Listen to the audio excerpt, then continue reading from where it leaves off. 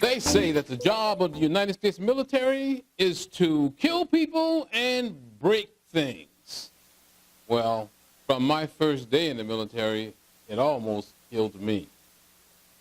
Ladies and gentlemen, fellow Toastmasters, and anyone who is fortunate enough to be watching this, welcome to my military experience. I never really was a military guy, but I ended up joining the military. I joined the military not for killing people and breaking things, but I was in college, partying, and I ran out of money. The military was paying good money, so I decided that I was going to join the military. The check looked good to me.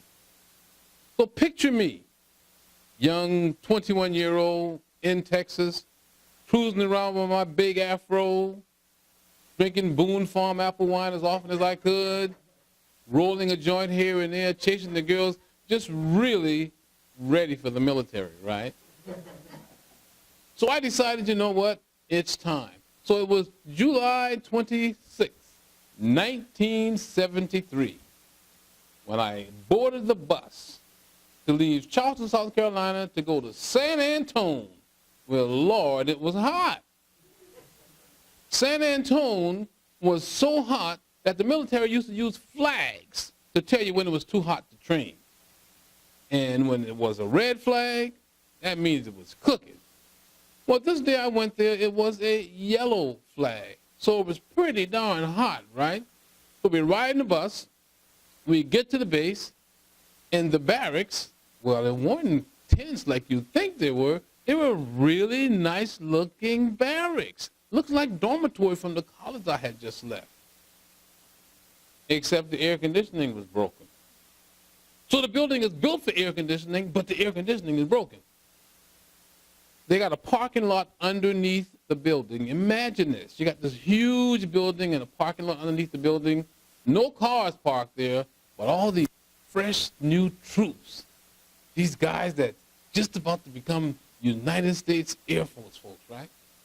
And I was one of them. I told you I was cool, right? So I come in, I got this huge afro.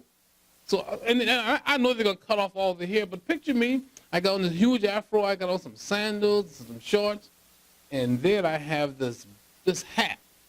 You guys might have seen Tarzan movies. You know what a safari is, right? So imagine a safari hat, the kind that this guy from Australia used to wear, right?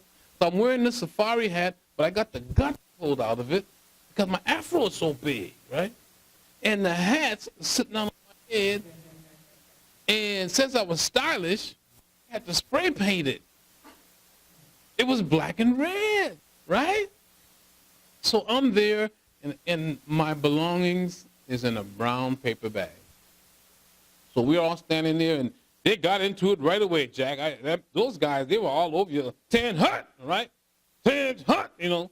And you got your bag and what have you. And the first time I remember, the guy said, okay, gentlemen, put your bags down.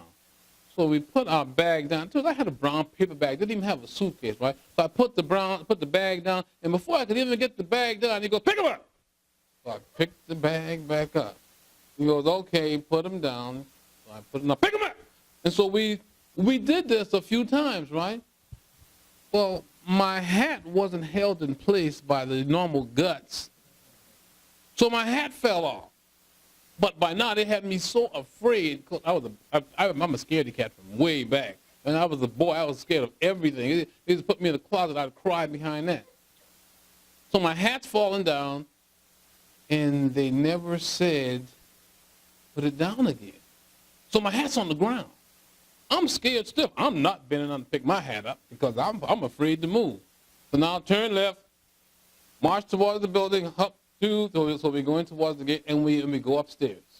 And we all lined up in these 4 bays, people fresh off the street, and me. We lined up in these 4 bays, and he's walking around doing his talk, you know, to scare us even more than what he was doing us, and what you're going to do and how you're going to do. And I'm standing, and I'm shivering.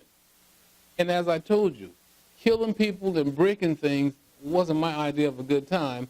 I just wanted enough money to buy some Boom Farm, to buy some more weed, and continue partying. So they out of nowhere, some guy brought my hat upstairs and given it to the TI. Now, if the TI had said,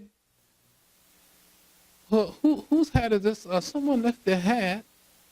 Well, I would have just gladly said, it's my hat, right? But he came in there with my hat, flipping around going, we got a jungle gym in here. I'm already scared, right? Do we have a jungle gym in here? So anybody listening knows I ain't saying nothing.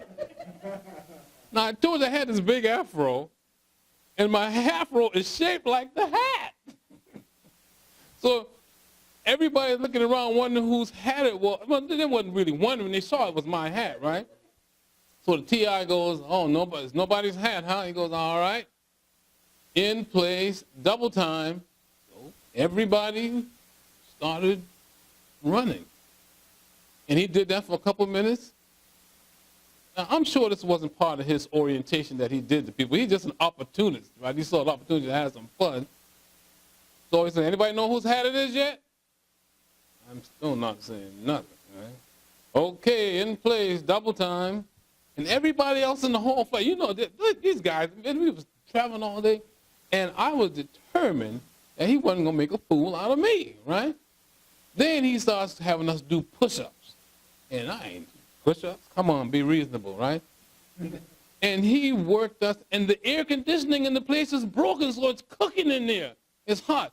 And everybody is angry as they can be. So finally, black dude, brothers,